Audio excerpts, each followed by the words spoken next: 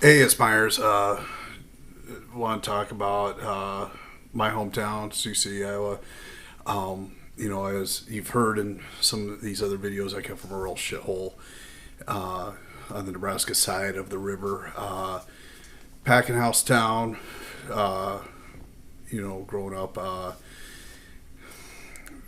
understand the geography of it. Like Sioux City is where Iowa, South Dakota, and Nebraska all meet. And these three states are divided by two rivers. It's where the Big Sioux River meets with the Missouri River. The Missouri River divides Nebraska from the other two states. And then Big Sioux separates South Dakota from Iowa. And the Nebraska side is just fucking backwards. I mean, it's one of them deals where even today they're 10, 15 years behind everybody else. And, really redneck, really closed-minded, really whatever. And so, when I was a kid, I, when I was a little kid, like first getting into punk stuff, I thought punk was just an LA, New York, London thing. I had no clue it happened every place. And, so it took me a hot minute. Like I was ordering cassettes mainly, cassette tapes of Naked Reagan and JFA and Black Flag and Minutemen, stuff like that out of the back of skateboard magazines. And it took me a hot minute to realize there was a club in Sioux City in the basement of an old school called King's Court. And this place was a real fucking shithole. I mean, the bathroom scene in Train Spotting? Our bathroom, the toilet at King's Court was worse than the toilet in Train Spotting.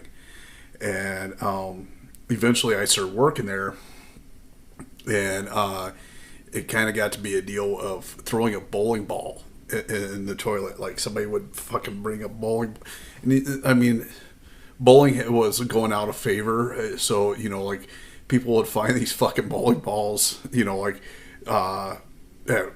Goodwills or rummage sales or whatever. Like their parents are going to throw this bowling ball on a rummage sale or whatever.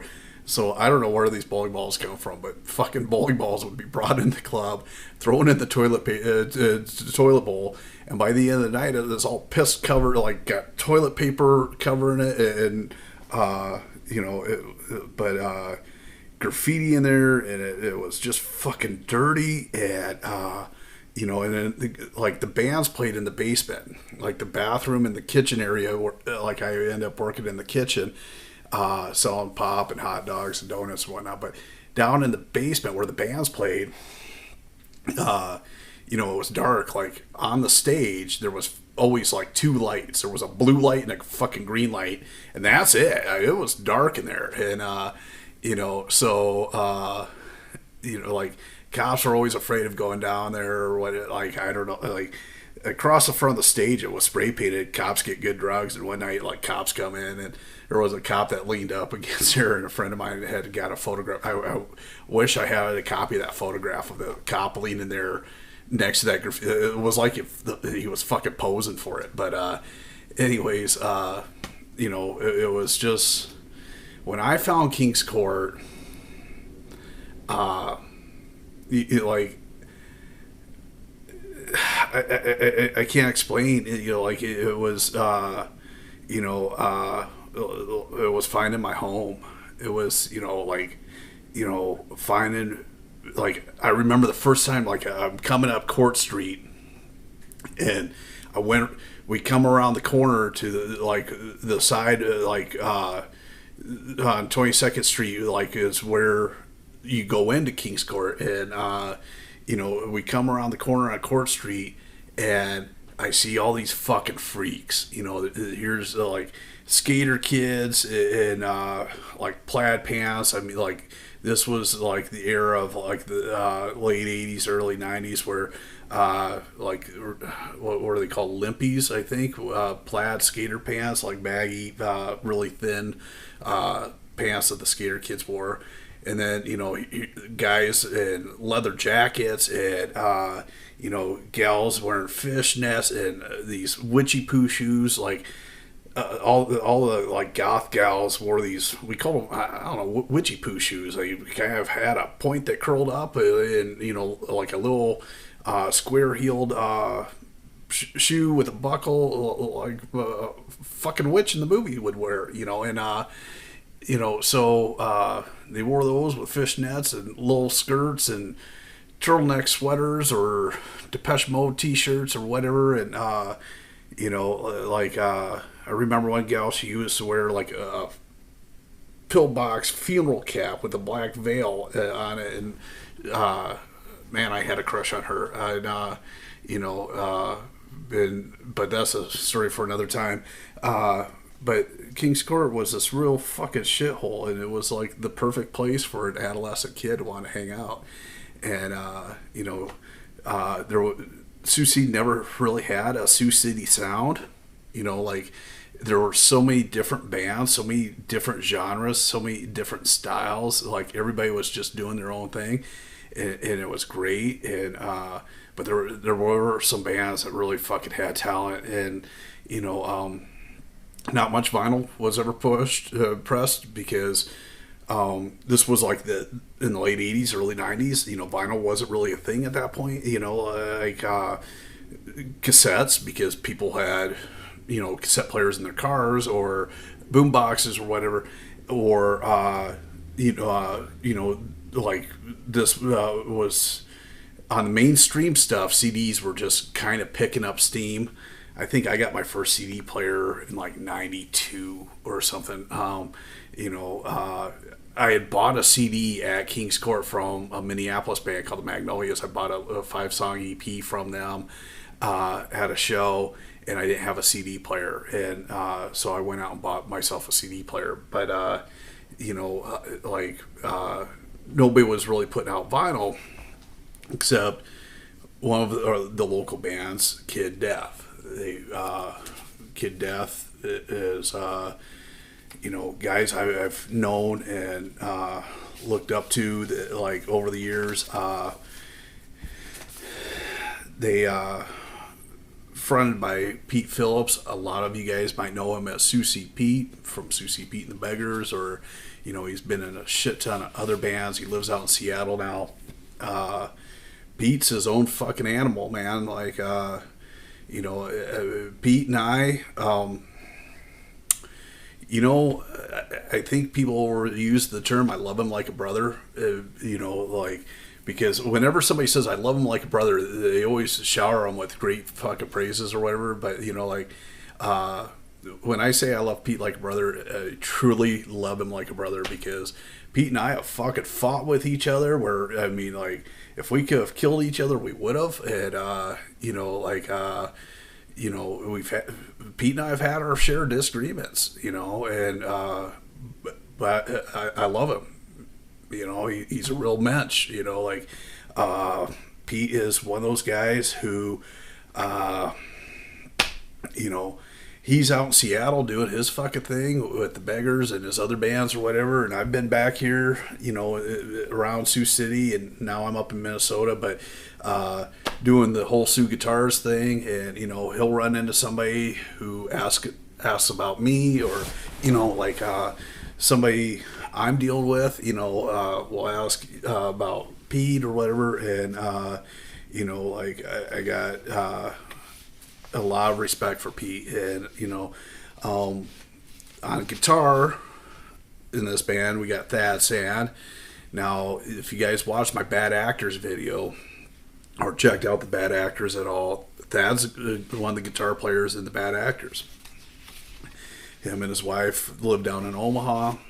Thad, Thad again is a real mensch. Thad is one of them guys that him and I don't talk a lot, but we have a real strong connection. I feel like that, if Thad ever needed something, I think he knows he could come to me, or vice versa. And I just respect the shit out of Thad. So on drums we got Terry Bentz, who was there was two drummers on for Kid Death. There was Trey and then Terry and on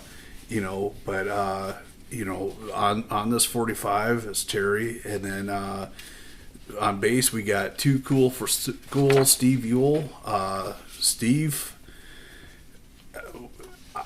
Steve's one of them guys. When I was growing up, I was not close to Steve, but he's one of them guys that I idolize. That one of them guys I fucking looked up to. That Steve Ewell's fucking cool. He still is, man. He's a cool cat. He just fucking does his own thing,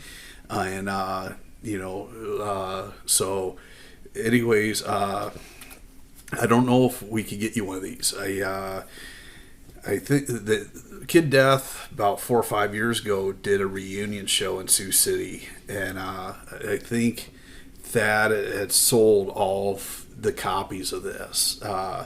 But I don't know. I'll see what Thad has to say when I post this.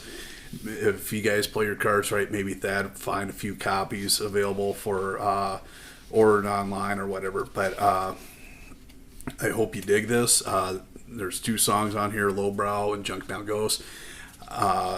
Song I'm playing for you is Junkbound Ghost off the B side here. Here's the back cover. Here's the front cover, Kid Death, Lowbrow. Just simple folded over card, And then I don't remember the breakdown. Like mine is this blood red color. There's your A side of Lowbrow, and then B side is Junkbound Ghost. I think they did 1,000 of these, and I think like 300 of them were this blood red color, and then 700 of them were just plain black. And I'm pretty sure I remember Thad saying that these red ones are long fucking gone, but he might have a few black ones available. And if you guys dig this, I certainly do. Not only is this nostalgic to listen to, but it's just fucking killer. If you dig punk and roll, if you dig punk rock, if you like, these guys have a grinding swagger to them. Like these guys were nothing like anybody else in like 89, 90, 91, 92. I think this came out, this 45. Yeah, it says 1992 is the release date on it. I think these guys, like I've said before in other videos, in the late 80s, early 90s, like we thought punk rock was over. We thought we missed the bus. Black Flag had broke up, and we didn't know about stuff like at that time, and we didn't know, but like the whole Op Ivy Gilman Street thing was kind of just beginning, and out in the East Bay, but we're in Iowa, man. Like, we don't know that shit. Like, all we know is fucking bar cover bands, just doing fucking shit, fucking cover songs, and these guys, of anybody, these guys, they wanted to be Hanoi Rocks, man. They thought Hanoi Rocks was like the thing. They have this swagger to them, the way I would describe Kid Death is in a lot of West Coast punk, there's like this apathy of this live for today because you'll probably die tomorrow sort of apathy that you hear in a lot of West Coast punk, and you'll see it, like if you ever watched the Decline of Western Civilization doc, you see that sort of do it now, sort of like live for today sort of attitude, and it's really rooted in apathy and anger and frustration. and you hear it in their music. And then so I would say Kid Death sonically is like a hybrid between like the swagger of like a New York Dolls or Hanoi Rocks with that sort of anger and apathy of like a Black Flag or Circle Jerks or what. Just these guys are fucking great. So hope you dig it. If you dig, like I said, I'll hit up Thad in the comments, and maybe he'd be able to find a couple copies. At this point, something that's 31 years old, I don't know if he's got any copies left, especially after that reunion show a few years ago. But if he does, we'll see. And if you dig these guys, Pete, Thad, and I have preliminarily talked about releasing. They had a cassette, a demo cassette, or it wasn't a demo cassette, it was just a cassette that they sold to kids at shows or whatever, that was locally made or whatever. Thad had taken that cassette and digitized it a few years ago, and then he's also got a live show that they did at a bar in Lincoln, Nebraska called Duffy's. So that and Pete and I have been talking about taking that a hybrid of the cassette and that Duffy's show and putting it on vinyl on Sioux and on Sioux Records. So the way it works out to press records, it takes 9 to 12 months to get something done. We haven't. Thad's working on it. Thad's like trying to clean up the tracks and master it and whatever. So hasn't been sent off to the press or whatever, but quite possible in a year or so that we could have the Kid Death tape out on vinyl, and you guys could hear a lot of the other songs that aren't on here. There's Who Needs Love When You Got a Shotgun, which when I talk about swagger, that song's got some fucking swagger to it. It almost sounds like a fucking sea shanty of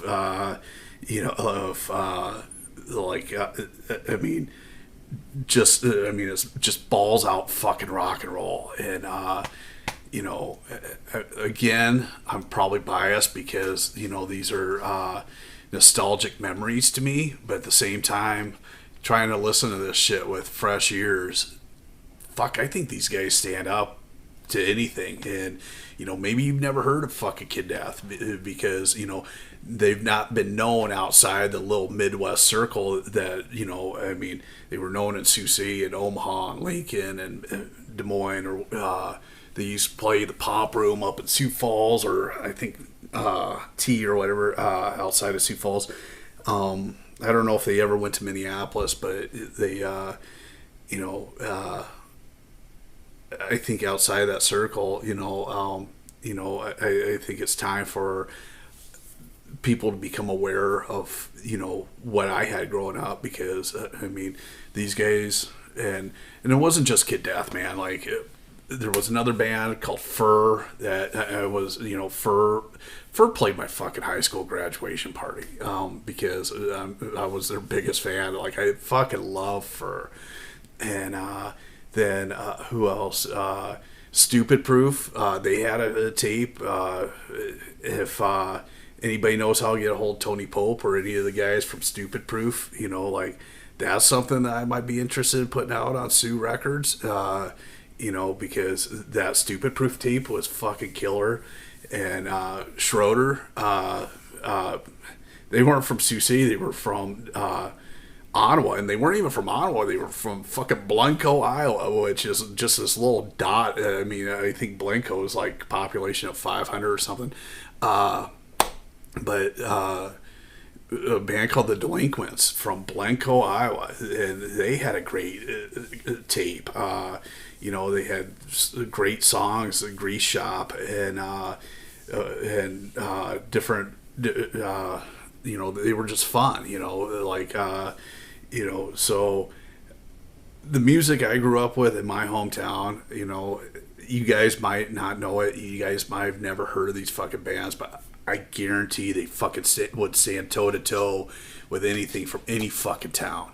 Maybe they didn't have the opportunities that, like, if these guys had been in Seattle or L.A. or wherever else, they could have blown up or something. But they're from the armpit of civilization, Sioux City, Iowa, and they're killers. So like and subscribe to the videos, and we'll try to get you a link to get a copy of this if Thad's got any copies left. Check out Junkbound Ghost by Kid Death, and thanks for watching.